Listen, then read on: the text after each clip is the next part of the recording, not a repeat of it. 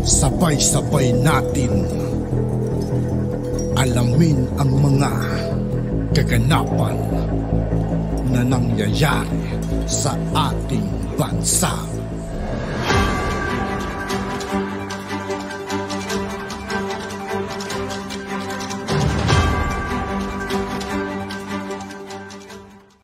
Yo, what's up mga kaibigan? This is I2K po again. Ngayon nandito naman ulit tayo sa channel ni Philippines Trending News. Dito naman ulit tayo magbibigay ng komento at reaksyon. Kaya samahan nyo guys. Let's go! Biglang nagliyab mga kababayan si Gibo Teodoro. Tinawag na hipokrito yung China. Binabaliktad kasi po tayo. Pero ito mga kababayan si Gibo, galit mga kababayan si Gibo, umusok siya. Sabi niya rito, China hypocritical over WPS issue. Bakit niya Mr. Maravillas? Ano yung issue? Ito yung balita mga kababayan. DND chief blast China insincerity, hypocrisy. Mga hipokritoan niya kayo. Ito yung magaling mga kababayan na defense secretary. Hindi po nagpapasindak sa mga Chinese. Di ba? So sabi rito po, China's blaming the grounded BRP Sierra Madre for damage to marine environment is hypocritical. Sabi po ni Defense Secretary Gilbert Teodoro kahapon as he lambasted Beijing for issuing disingenuous propaganda lines anya that have only exposed its insincerity. Binabaliktad po tayo. Kasi po, di ba nagreklamo tayo dahil sa environmental damage na ginawa nila ng pagsisirain na ng mga Chinese militia po yung mga coral reefs diyan po sa West Philippine Sea. At pinag-harvest po nila para nga pong binuldoser po, mga kababayan. Dahil doon sa ating reklamo na kitang-kita naman po yung damage sa marine resources, ayon, nagpalabas din sila ng akusasyon na yung ating BRP Sierra Madre anya na kinakalawang na kasi. Yun anya yung nagdodolot ng environmental marine damage doon sa Ayungin Shoal. Umusok po si Gibo Teodoro. So sabi po rito, the statement anya of China that the grounded Sierra Madre is causing irrevocable harm is, to put it as politely as possible, hypocritical. Ito na anya ang pinaka-polite na statement, pinakaakma. Mga hipokritoan niya yung mga hipokritoan niya kayo. Talk about the pot calling the kettle black. Ibig sabihin ni Gibo, mga kababayan, sa kanyang idiomatic expression, turuan niya kayo ng toro na kayo din ang may gawa. Di ba? So sabi rito mga kababayan sa balita, kayo na yung unang may gawa, tapos inaakusan ninyo kami. Kahapon, the Chinese Foreign Ministry kasi mga kababayan, sa madaling salita mga kaibigan, ang nauna talaga ay China. Tapos yun, binabaliktad nila. Nasabihin nila na Pilipinas nauna.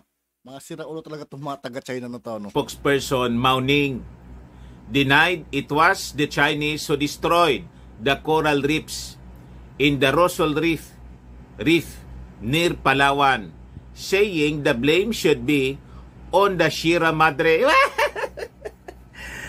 Sabi ko sa inyo, ganun sila katindi, magsinugaling.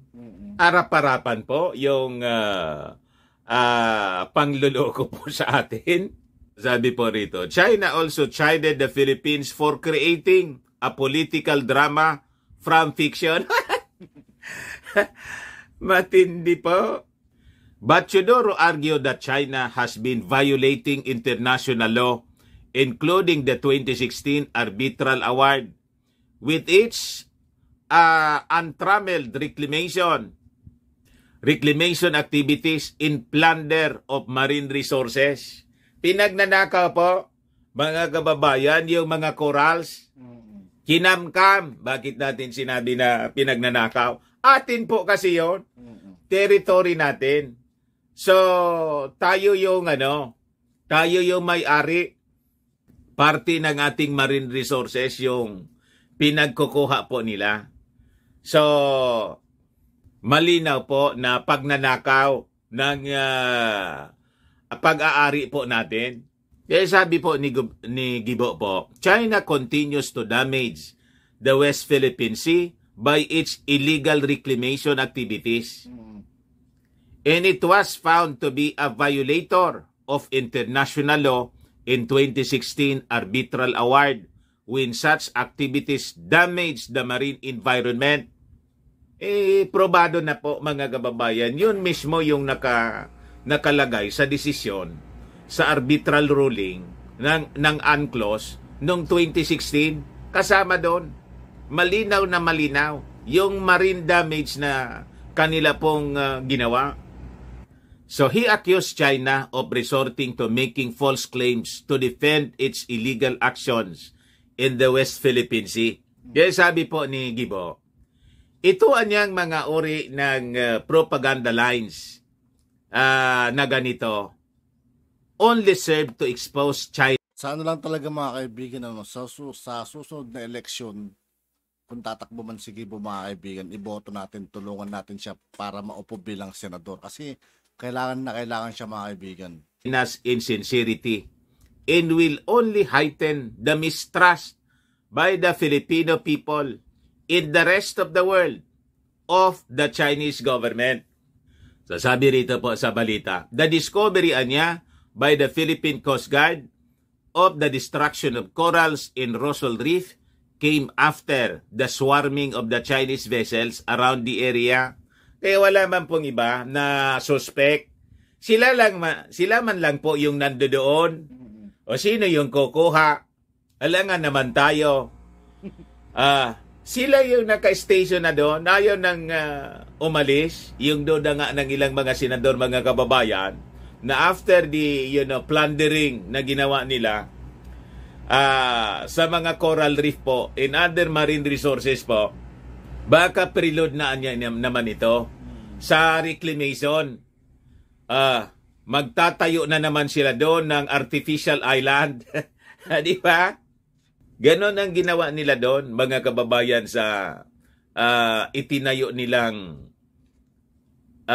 military base diyan sa gitna ng West Philippine Sea, sa South China Sea, mga kababayan. Confronted with the discovery, Beijing claimed Manila's accusation have no factual basis. The Department of Foreign Affairs said it is waiting final assessment on the damage to the reef in preparation for the possible filing of a complaint before an international tribunal to make China accountable for damage to the environment at papagbayarin, mga kababayan. Yan yung plano ng ating Department of Foreign Affairs. Kaya salute to you, DND Secretary Gibo Teodoro, sa matapang mong pagpaninindigan at pagbasag sa mga kasinungalingan na ginagawa sa atin ng mga Chinese. At yun nga po mga kaibigan, dito po nagtatapos ang ating reaction video. Muli ako po si I2K ng Sundalo ng Dunggalo at 811. Maraming salamat sa patuloy na pagsuporta. Yeah, peace out.